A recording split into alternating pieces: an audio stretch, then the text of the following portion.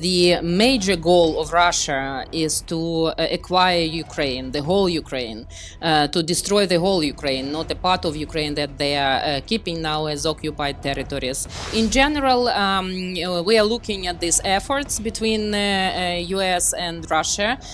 We don't see any prospects and outcomes of it. And the head of Ministry of Foreign Affairs of Russia, Lavrov, actually said it very straightforward 2 days ago. He just said that we are not going to stop the war.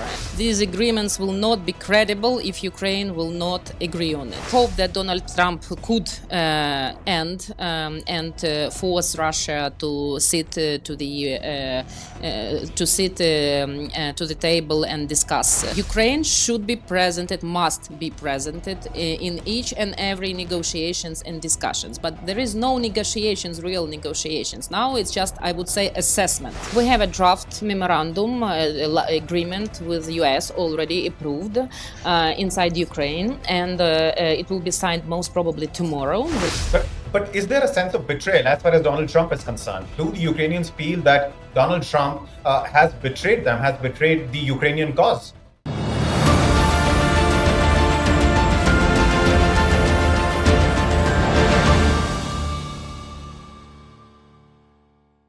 Vladimir Putin in 2022 called it a special military operation aimed at demilitarizing and denazifying Ukraine, mostly to avoid using words like war and invasion.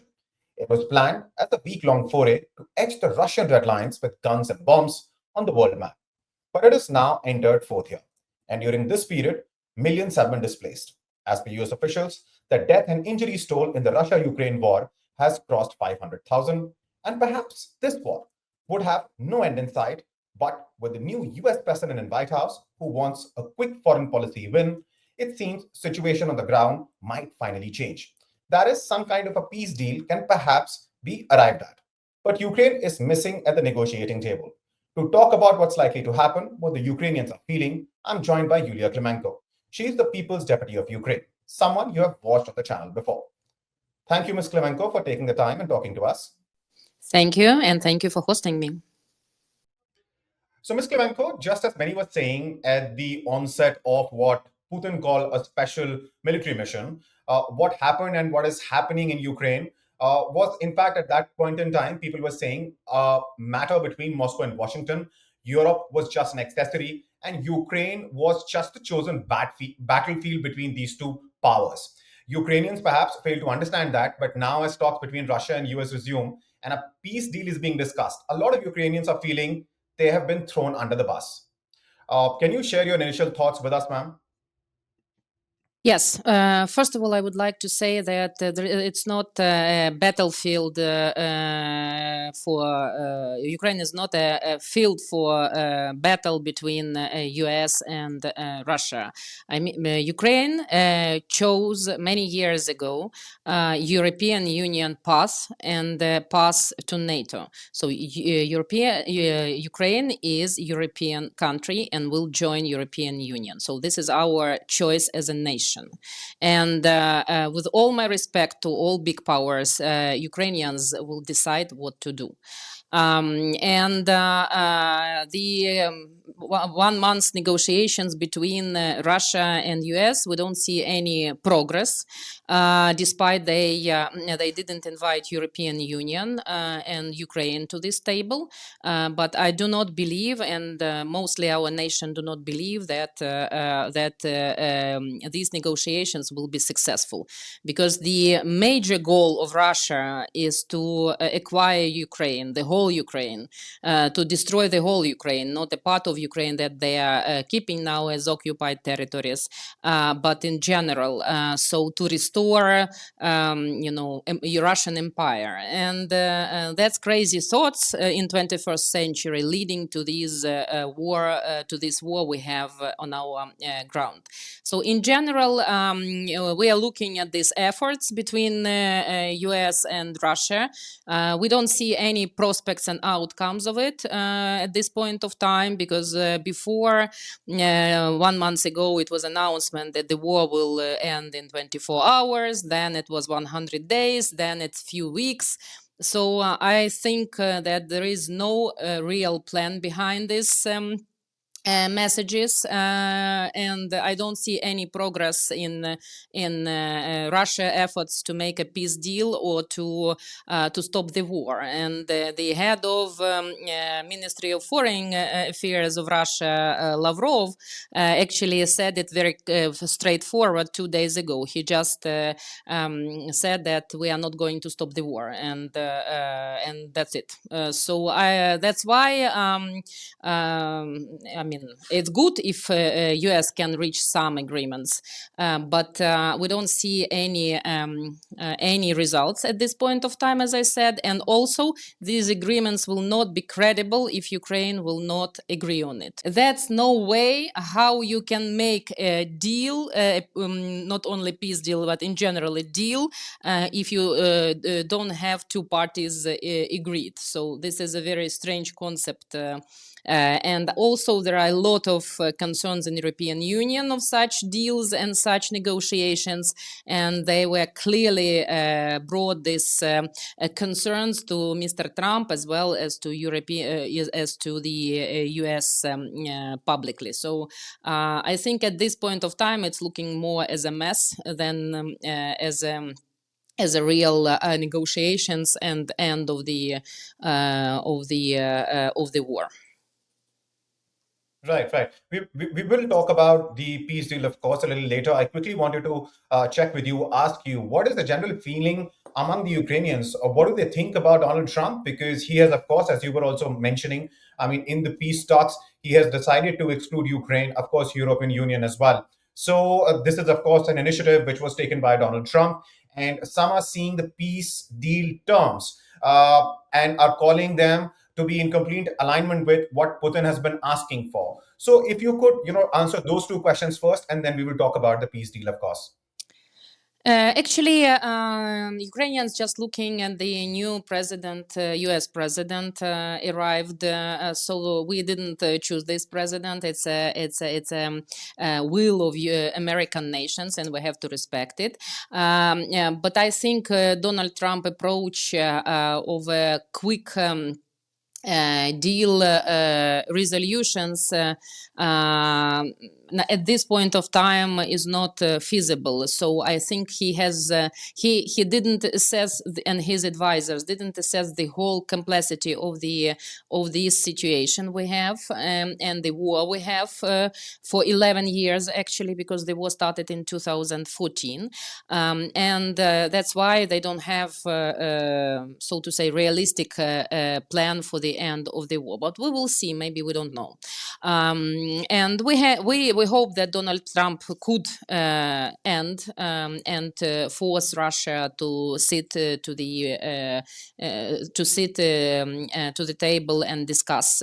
But at this point of time, we don't see real outcomes. And in general, the mood is Ukrainians fighting, Ukrainians living, Ukrainians protecting their families, and we will do it further. It doesn't matter who is the president of United States or any other country. So we have our own president, we have our own understanding of peace. And if Russia is moving troops actively bombing civilians every day, they are sending 200 drones to the civilians' homes, destroying civilians' homes, infrastructure, etc. We will respond, and we will do it. Every day as well. So the war and hot phase of the war is going on. We don't see any changes, and yes, we are protecting our land, our homes, and our families, and we will do it in the future. But is there a sense of betrayal as far as Donald Trump is concerned? Do the Ukrainians feel that Donald Trump has betrayed them, has betrayed the Ukrainian cause? No, I don't think this is the mood inside the nations, inside the Ukrainian nation. So we just looking for we are trying to understand the big picture, because what is Donald Trump trying to say, and maybe not clear for our regions, but in general, that he has a bigger plan that he is talking to Russia, to China, to European Union, to Ukraine separately, and he is trying to make a deal. And that's actually what we see now. So we see that Donald Trump and his team trying to understand how he can proceed with a deal, and I don't think they have any clear solutions at this point of time. You know that we are discussing our critical minerals deal with US. You know that we are discussing US investments in our land, in our economy. So it's so to say more complicated picture than just stop the war. You cannot stop the war if aggressor doesn't want to stop the war. Right, right. But if Donald Trump and Putin can arrive at some sort of an agreement, and let's say Donald Trump can guarantee peace, of course, with the Putin's agreement in this case, then do you believe that such a deal and its terms would be acceptable to the Ukrainians? Because if they're not, then of course, there is no point to such a peace deal. Actually, if Ukrainians will be not invited to negotiate and to participate in a peace deal discussions, then there is no deal, because Ukrainians has their own red lines, and Ukrainian politicians as well as Ukrainian president, he is not talking from himself. They are talking from the nation. So if nation is not agree on concessions of territories, on frozen conflict, etc., etc., you cannot sign this deal, because it will be never ratified in the parliament, it will never accepted by the nation, so it will be just a paper. So Ukraine should be present, it must be presented in each and every negotiations and discussions. But there is no negotiations, real negotiations. Now it's just, I would say, assessment of the situation by Donald Trump team. And you have to also to understand that we are getting only 20% of a military aid from US. So 80% coming from European Union, Japan, and other countries. So it's not like we can survive without US help if Donald Trump will decide to stop military aid or any kind of aid he is thinking he should stop. So, but I don't think this is the case. I think Donald Trump's trying to get as efficient as how to say it, efficient deal not only for our region but also for US nations, because if we're talking about US investments, if you are talking about US participation in critical minerals, etc., in Ukraine, so this is also very beneficial for US in competitions against China, because the biggest rival for US is not Russia and is not other countries but China, and it's in their security doctrine. So China is the rival for US, and US trying to catch a competition with China in AI, in critical minerals, in production of modern technologies, in many other things. So, and this is much bigger picture than just a war between Ukraine and Russia, and the war in Gaza and Israel. So it's much bigger picture in general. Right. And how is Trump's decision, US's decision on US resolution, the UN resolution is being seen in Ukraine? It's seen negatively, but as you know, it was two resolutions passed. One is US resolution and one is Ukraine resolution supported by our colleagues. So actually our resolution was supported. And yes, US didn't participate in the voting. We are not happy about it, but I think we need more efforts and time to convince US what is the right way to deal with Russia, because Russia clearly not going to stop on Ukraine, and the US should understand that the European Union also under threat, and also if European Union will be under threat, then US interest in Europe also will be very much damaged, and I think this is not what US wants to see in future, in a decade. So in general, I think the situation is just start in all kind of negotiation processes. So now I don't see that any person in the world can see the final result and final picture of these discussions, except probably Donald Trump and his team. Right, right. And as you were saying earlier, if since US contributes just 20% of the resources which are being utilized by Ukraine in the war, and of course in upkeeping the country, do you think in that case, in the worst case scenario, if US pulls back and with just the support of the EU, if a peace deal fails, because Ukraine, of course, has not been invited to take part in negotiations. So, in the worst case scenario, if such a peace deal fails, then in that case, will Ukraine be willing to continue the war with just the support of the European Union? It's not only European Union, as I said. We have other countries contributed as Japan and other countries. It's only not only European Union. But I think at this point of time, particularly with after German elections, when they elected decent and very, I would say, strong person, Merz, and he has a very clear view of the European Union leadership, and I think that Germany will take back their role of leadership in European Union, and in line with France, they can rethink, and they are doing actually already today. They announced that they will have the biggest defense package in their history after the World War II. So they are reinforcing their defense sector. They are reinforcing defense production. They are collecting and reinforcing their armies, and they're ready also to send their armies to as a peacekeepers in Ukraine. So let me make it simple. I think that if tomorrow US will say no, we want to participate in your continent, in your region.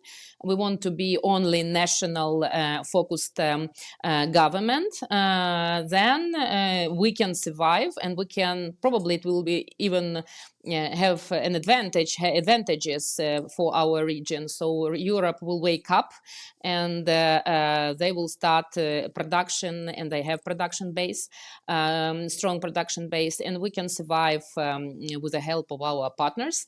But I think it's not for US interests, because US interest always, despite who is on top, Republicans or Democrats, was the powerful role of US in the world. Because if they will focus only on internal issues, they will lose the opportunity to be the big power in the world. Then it will be replaced by China, by India, by Europe, by other countries who are more, so to say, proactive on a foreign stage.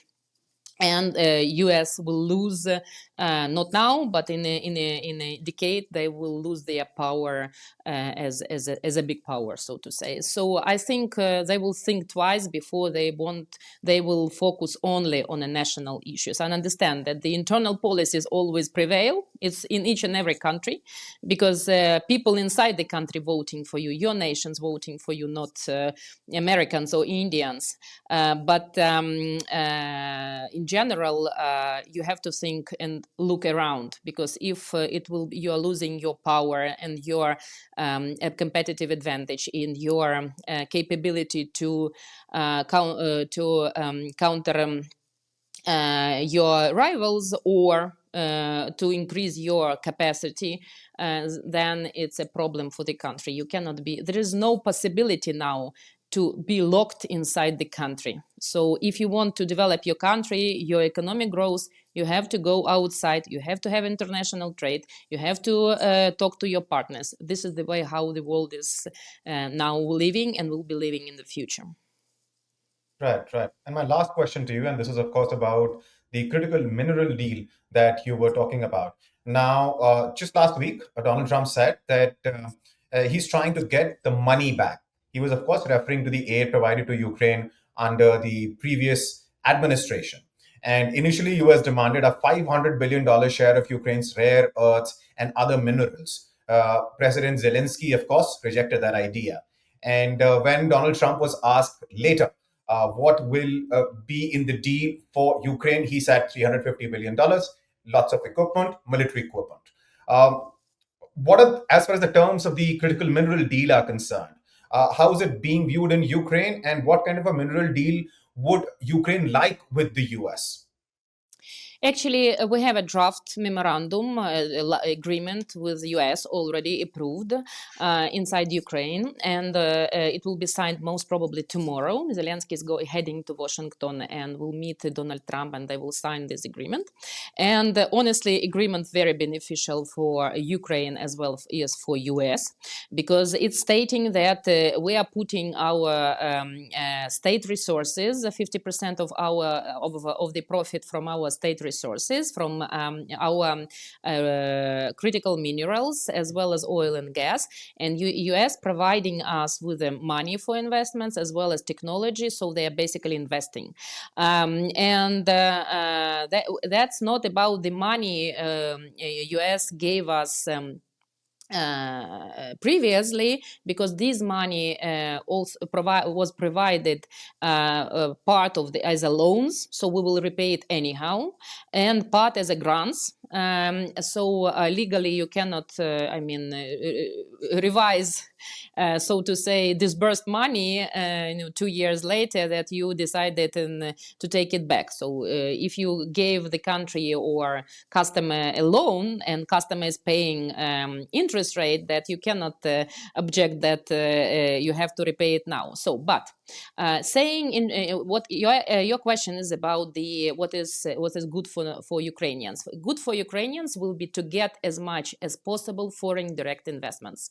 And for us, US and European Union and other countries, if India wants to participate, you are very welcome, as well as other countries in our economy, because we understand that a lot of production destroyed, a lot of production are not relevant anymore. We have a big agriculture, we have a big defense sector, we have large scale companies. So it's we have 20 out of 50 critical minerals on our territory. So that's we are attractive for future economies and for future deals. So if we want, and we very much needed these investments, foreign direct investments, and they are very welcome. So if American companies would like to join the club and invest in Ukraine, we will be happy, because we understand that we will not have enough state money to invest in these sectors to rebuild and reconstruct. So that's why the deal, we see the deal with US beneficial for both sides, and we see it as a possibility of growth and economic development in Ukraine at this point of time. So what we saw, the text, the agreement we saw yesterday, and that will be signed tomorrow. I hope that will be the main, so to say, idea behind it. And if we are buying or taking loans from US, then yes, it could be covered by this agreement as well. Right, right. On that note, thank you so much, Ms. Klymenko, for You're taking the time welcome. and talking to us. Thank you.